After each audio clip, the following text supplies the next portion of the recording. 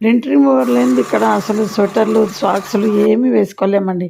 Compulsory ఉండాలి. చూడండి lint తీయకపోతే ఎంత ఘోరంగా ఉంటాయో. ఐరన్ లేకపోయినా బట్టలేసుకోవచ్చు కానీ, మన వైపు గుల్ల రావడం అంటే ఎట్లా అంటారు, పాత వాటికొస్తాయి గదా! అప్పుడు బట్ట పాతగయినాక గుల్లొస్తది అనేవాళ్ళు.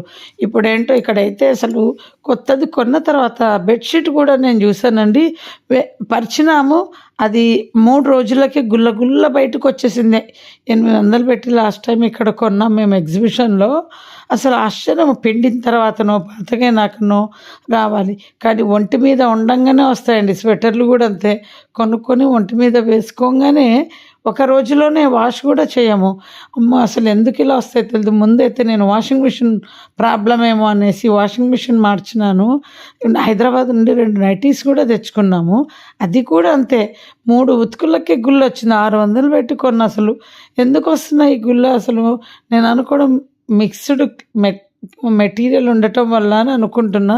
మీకేమన్నా ఐడియా ఉంటే చెప్పండి. నాకు ఎప్పుడు డౌటు.